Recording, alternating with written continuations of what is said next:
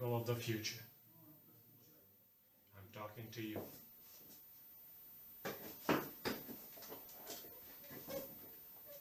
I will tell you why you exist and why the world still exists. You exist because we changed education. We revolutionized it. Sadly, without that, you would have never been born.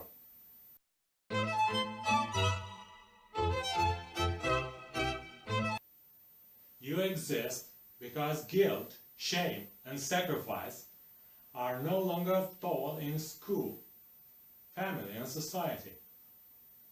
The notion and the feeling of guilt are seen as dangerous, as they can lead to violence. The culture of guilt and shame is abandoned, as it legitimates and perpetuates violence, failure, and resentment. Shame enslaves people to the opinion of others. Guilt is misleading and useless. It is often felt by good people who have no reason to feel guilty and can lead to self-punishment and even to suicide, whereas people who usually transgress norms rarely feel guilty. Justice and ethics are void of emotion and resentment.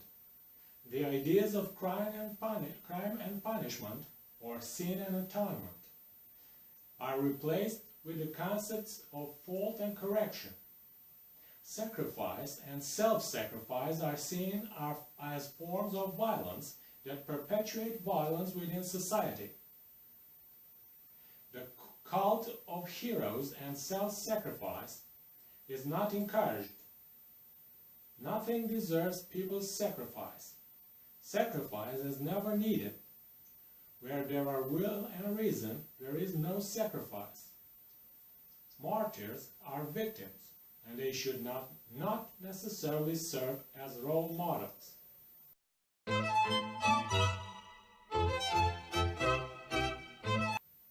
Culture and consciousness do not necessarily make people superior to other animals. Culture is not a perfection of nature, and when culture deliberately goes against nature, it is inferior to it. People should modestly see themselves not as the most complex and evolved animals, but as the youngest brothers of all living beings. When they cannot behave humanely, people do behave worse than animals. Specifically, human shortcomings, such as social passivity, apathy, lack of involvement and solidarity, greed, vanity, arrogance, cowardice, dishonesty, all originate in fear of losing what some people do not really possess, a true sense of their value as humans.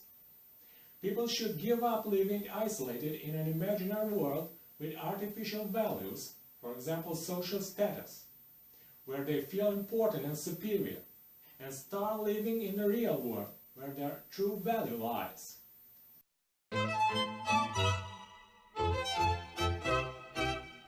Afterlife is in fact this life complete. The world out there is not another world, but this world seen from outside time and space. Thus, people should concentrate on living a full and good life, not awaiting punishment or reward from the outside. The end of life is not destruction, but completion. To simply be is more important than to always be conscious and aware. Because the world is a whole, people cannot really and completely separate from life and from the ones they love.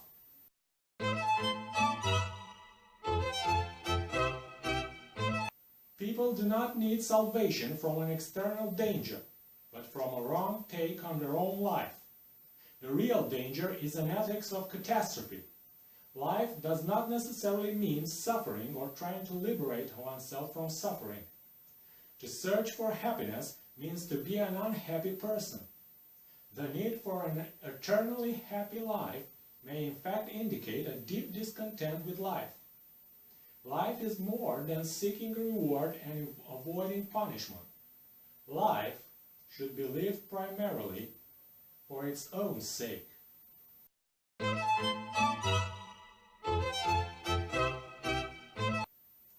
Leadership is provided by myths and institutions, and not by flesh and bone people. The legend is always greater than the man or the woman. The power of leadership is in the minds of the governed, and not in the hands of the leaders. All too often, the desire to lead is not a desire to help others, but a desire to dominate and to feel important by achieving status, in people lacking the sense of personal value. Everybody should do their work with modesty, without trying to exercise power on others.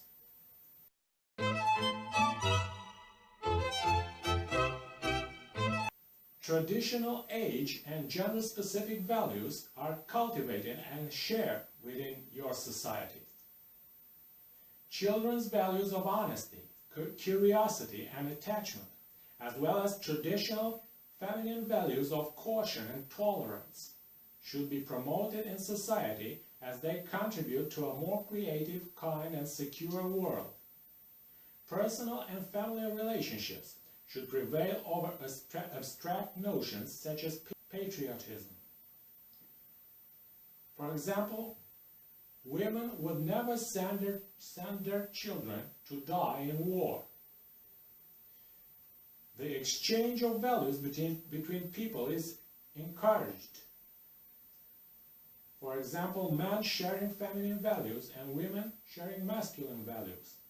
A world where men share traditionally feminine values is more peaceful, and one where women share traditionally masculine values is more powerful.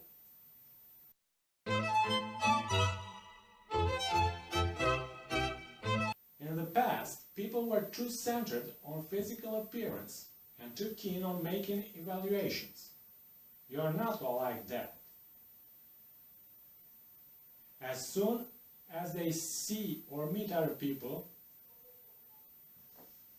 some people tend to classify them as appealing or disgusting, beautiful or ugly, rich or poor, healthy or sick, and ultimately good or bad. When they see themselves and others, people should learn to treat their appearance not with admiration, contempt, or pity, but with the respect owed to every human being.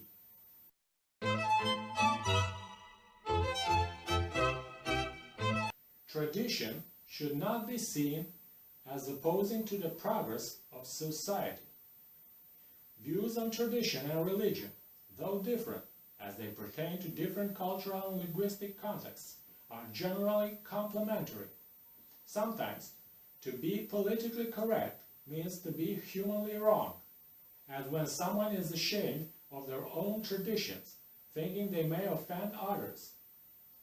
To cultivate one's difference is not isolation, and to acknowledge the difference in others is not discrimination. Everybody's religious symbols and traditions should be cultivated and may be proudly displayed in public, as long as they are common sense.